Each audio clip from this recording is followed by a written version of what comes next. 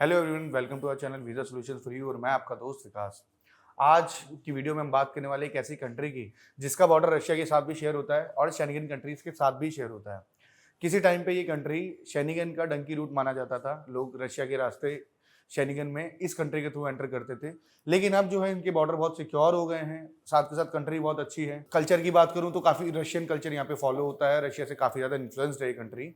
और बॉर्डर्स की बात करूं तो इसका लातविया, लिथुआनिया और पोलैंड जैसी कंट्रीज के साथ बॉर्डर शेयर होता है एक साइड से। इसके अलावा इसका दूसरी साइड से बॉर्डर जो है रशिया और यूक्रेन जैसी कंट्रीज के साथ टच होता है। जी हाँ, मैं बात कर रहा हूँ बेलारूस के बारे में।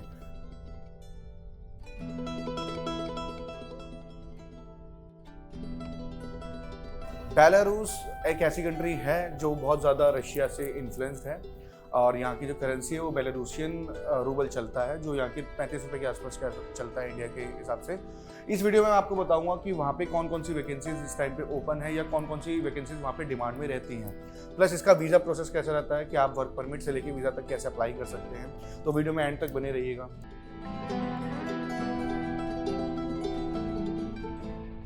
बेलारूस के बारे में बताऊं तो उसकी जो मेन सिटी या कैपिटल सिटी है वो है मिन्स्क।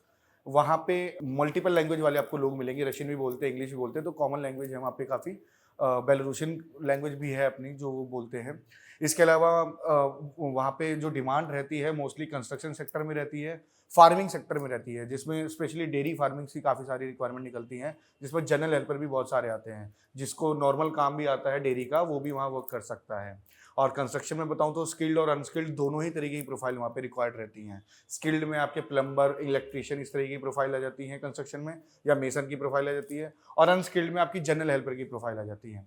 सैलरी की बात करूं तो वहाँ पे ऑन एन एवरेज 600 के आसपास, 600 यूरोज के आसपास सैलरी स्टार्ट हो जाती है, जो बढ़ के 1000 यूरो तक भी जा सकती है डिपेंडिंग ऑन योर प्रोफाइल और वर्क एक्सपीरियंस। बाकी जैसे जैसे आप वहाँ पे वर्क एक्सपीरियंस गेन करते हैं आपकी सैलरी इंप्रूव होती रहती है। आपका क्या कहते हैं ओवरऑल वर्क एक्सपीरियंस बढ़ता है, तो उस वजह से आपकी सैलरी भी बढ़ती चली जाती है। वर्क परमिट की अगर मैं बात करूं तो इसका ऑन एन एवरेज 3 महीने के आसपास का मैक्सिमम टाइम लगता है वर्क परमिट निकलने का। और वर्क परमिट निकलने के बाद वीज़ा तक का 10 से 12 दिन का एवरेज टाइम लगता है, जो वीएफएस में सबमिशन होता है और वहाँ एम्बेसी में सबमिशन होता है और वहाँ से आपका वीज़ा अप्रूव होता है वहाँ तक का। इसमें 3 महीने का टाइम क्यों लगता है वो भी मैं बता देता हूँ। इसका प्रोसेस थोड़ा ऐसा है कि आपके पासपोर्ट, आपके education document, work experience document, सभी चीज़ें वो अपोस्टाइल करवाते हैं, प्लस वेरीफाई करवाते हैं एम्बेसी से। एंड वो सब होने के बाद एम्प्लॉयर, आपका जो बेलारूस का एम्प्लॉयर होता है, वो रिक्वेस्ट करता है एम्बेसी को कि हमें अपॉइंटमेंट चाहिए एप्लीकेंट्स की। देन एम्बेसी आपको अपॉइंटमेंट अलॉट करती है। आप दिल्ली या मुंबई कहीं पे भी सबमिशन करा सकते हो इंडिया के अंदर। और जनरली इसमें इंटरव्यू हो भी सकता है, जनरली नहीं होता, लेकिन कई केसेस में बुला भी लेते हैं इंटरव्यू के लिए। बेसिक सा इंटरव्यू होता है, तो आप अगर किसी एजेंट के थ्रू जा रहे हैं तो आपको समझा के भेजेगा। और फर्स्ट टाइम जा रहे हैं तो आपको अपनी प्रोफाइल के बारे में पता होना चाहिए कि आपने कौन सा परमिट अप्लाई किया है, कितनी आपकी सैलरी रहेगी, क्या आपकी वर्क लोकेशन रहेगी, एक्सेट्रा एक्सेट्रा।